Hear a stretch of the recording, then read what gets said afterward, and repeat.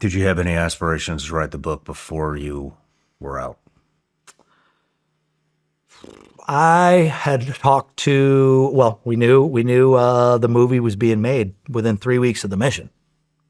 So the movie idea and everything that the movie was happening was, everybody knew that. You mean, what do you mean within 3 weeks of the mission? You mean the movie was Bin Laden fucking being dies. discussed before Bin or Laden after? dies.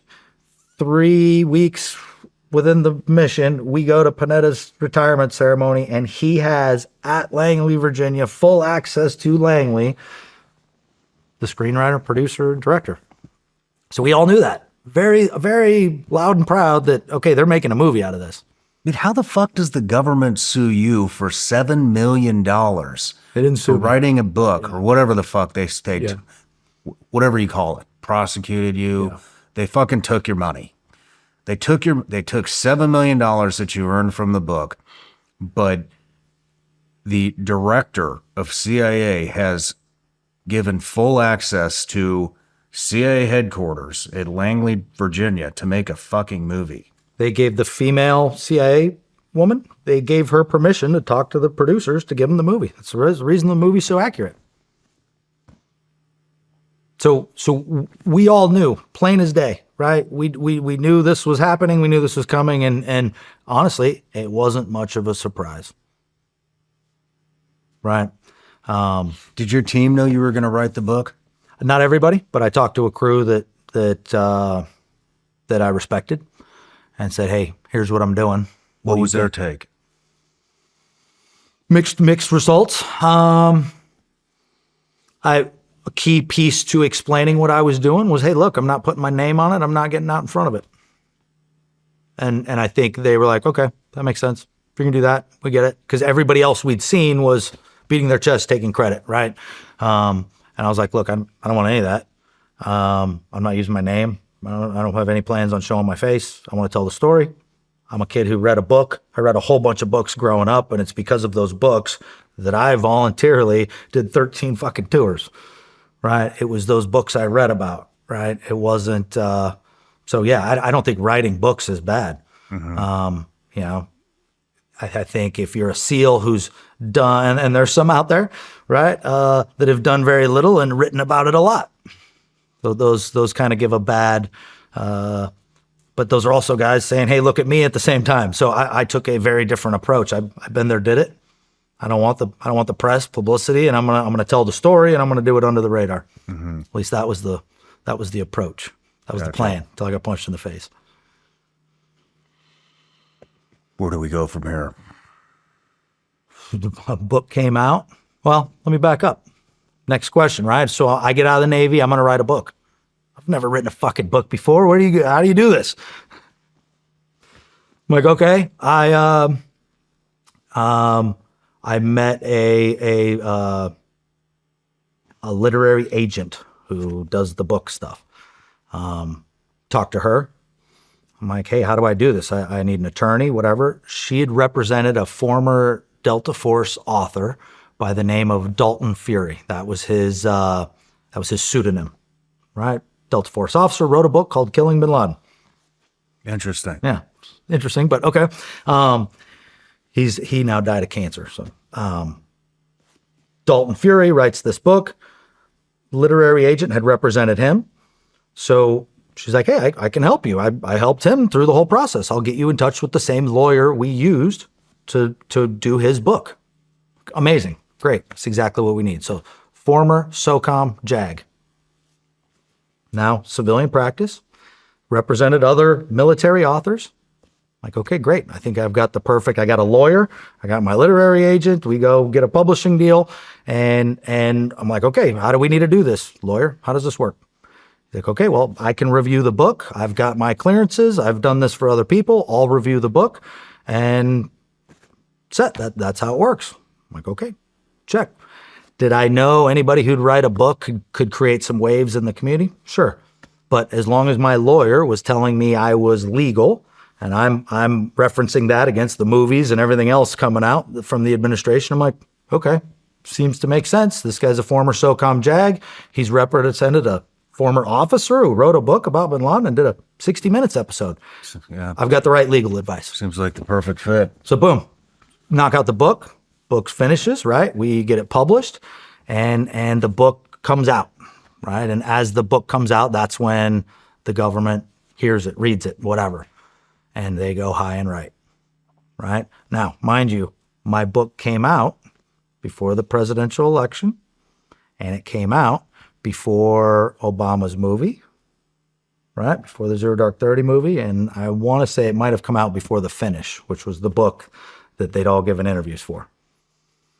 So my book was a surprise to the White House and everybody else. So the DOJ is sent after me. Man, holy shit. You think getting in a gunfight's bad. I've never seen anything like it. I didn't know anything about it. I didn't know that this world existed. And then my real battle started, right? 3 years. So this really happened because Zero Dark 30, the president's in Panetta's movie, wasn't out.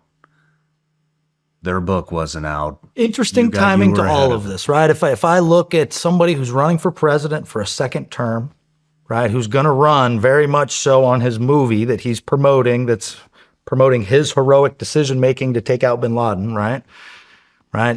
You want to make sure that narrative is out there. Well, if a nobody presents a narrative that could counter yours, whether you've read it or not, what do? You crush the competition, right? If you have a Hunter Biden laptop weeks before a presidential election that could upset the election, what do? You have 100 former intelligence officers write about the fact that this isn't a real laptop and this is all fake, and they crush the other news. Same difference. I was just a nobody. And so they came after me, and legally, right? So lots of lawyers throwing all sorts of threats. My original attorney, right? The guy who'd given me all the advice that says, look, I can review it. He's like, look, they're wrong. There's nothing classified in the book. He's like, wait till they read it. They'll leave you alone. There's nothing wrong. I'm like, they seem pretty angry here. It's like, what's the deal? He's like, nah, you're good. I'm like, I don't like that vibe from my attorney when I got a whole bunch of pit bulls over here yelling at me. So I hired a second attorney. First attorney continues to tell my second attorney that we had no obligation to get the book reviewed, that he had the prior authority to review it, to vet it, to make sure there was nothing classified in it, and check the box. New attorney was like, man, I don't know that that's accurate. So remove attorney 1, bring in attorney 2, and go to the pit bulls at the DOJ and say, look, I'll give up attorney-client privilege. I didn't do any of this maliciously. I'll answer anything you want. Like, please don't be so mad. Look, this is exactly how we got here. I'll go through my emails with my attorney. For the past 9 months, this attorney's been guiding me through this process to this moment. So if there's a legal problem here, let's all sit down and discuss this, right? That was when all this hit, right? All the drama in the press hit when the book came out. I've been taught, right? Communicate with leadership. If there's a problem, communicate with leadership. I've done that every time in the teams, right? If there's a problem, go hit up leadership and communicate. It's our single biggest asset is our ability to communicate through the issues. I text messaged my former commanding officer of my squadron who'd moved up to be commanding officer of the whole team. Said, hey, sir, this has gotten out of hand. I would love to talk with you about this and explain what's going on, open up communication. He responds back with 2-word text, delete me. That is a perfect example of the leadership inside NSW, right? Delete me. No, didn't want to talk to me. Didn't want to ask what happened. Didn't want to say, hey, Biss, you're one of our top performers. You've been here for years. You just left. Like, what's going on? There was none of that. It was an immediate, we're going to fucking crush this dude. And so I had done like when I first got out, I did some video games. I helped with a video game company shoot some like advertisement type content. Well, I'd hired some buddies that were still in. They went after them. The command did. They went after any one of my friends. One of my friends, they told him not to even come back into work for his last year in the Navy. Are you serious? Officer. One of my officer friends that I had actually emailed a copy of my book to before it had come out. And when I gave up attorney-client privilege so they could look through my computer and see the advice I got, they went through my computer and dug up everything they could. And they saw that I'd sent a copy of this book to an officer friend who was enlisted and became an officer in the community. And they went to him and were like, hey, why didn't you report him? He's like, report him for what? I'm like, well, he was writing a book and you should have reported him. And they fucked him, right? They screwed over probably 12 other of my friends. I mean, what do they say? I don't know. I didn't know this was wrong. I mean, we just had the president, Leon Panetta, the director of CIA, fucking have Hollywood and open the doors to Langley. They didn't care. The hypocrisy is so in your face and sick when you're sitting through it. I'm like, hey, what about the movie? They're like, well, you're not Panetta. You couldn't authorize that. I'm like, okay. What about Admiral McRaven and Obama giving interviews for this book, The Finish? Like, did anybody approve what they could talk about or not talk about? Well, they know what to talk about. I'm like, okay, well, what's the review authority? We're all operating off the same, like, come on, guys. Right? So for 3 years, they came after me. I've never written, thankfully the book made a ton of money, right? All the book money went into a savings account. I've never written a $50,000 check in my life. I was writing $50,000 checks a month for my attorney's fees. Because if you're the government and you have unlimited attorneys, what do? You outspend them. Mm-hmm. So immediately they were like, yeah, felony. Felony for what? Oh, all sorts of threats, every threat under the sun. I'm like, I gave up attorney-client privilege. They called me in for 2 separate, I'll call them interrogations. They weren't questionings. They were 12-hour sessions in the basement of the NCIS headquarters in San Diego, right? Where no SEALs in the room, just some asshole NCIS guys, and literally going through every step in my book. Be like, well, right here, you talk about you guys launched the mission out of Jalalabad. Did you know there was a mortar attack in Jalalabad a week after your book came out and an American service member was killed? That blood's on your hands. I'm like, I'm sorry, did you just say Jalalabad was mortared? I'm like, have you ever been to J-Bad? No. I'm like, okay, well, I've been there like 12 times. Do you know how many times it's been mortared? Every time. I'm like, hate to break it to you, but we have Russian contractors cooking our chow, and we have Afghans pumping the shitters. Like, it's nobody's surprise that we have an American base in Jalalabad. Right? Didn't matter. That was them just trying to poke me. Mm-hmm. They pulled up a picture of my book of the 4-tube night vision goggles. Like right there, highly fucking classified. You're such an idiot. How could you leak this stuff? I'm like, do you get internet down here in the basement? Like, please Google GPNVG night vision goggles and the manufacturer's website will pop up with all the specifications. In fact, you can buy them for $40,000. They're on sale now. Anybody can have them. The Canadian Tier 1 unit tried to pull that shit with us. That the 4 tubes were classified? That the quads were classified. So we sent them the article. Actually, they said all of the equipment that was used to take the world record sniper shot was classified. So we actually sent them the article in Ballistic Magazine that I believe, was that like 2 years old, Tim? 2 years old. Said, oh, you mean all of this equipment that you guys had Ballistic Magazine fucking put in the article about you? Yep. Oh, that's classified? Okay. They pick so and we choose. put 4 dildos over the nod tubes and sent it back to them. We said, here you go, Canada. Yep.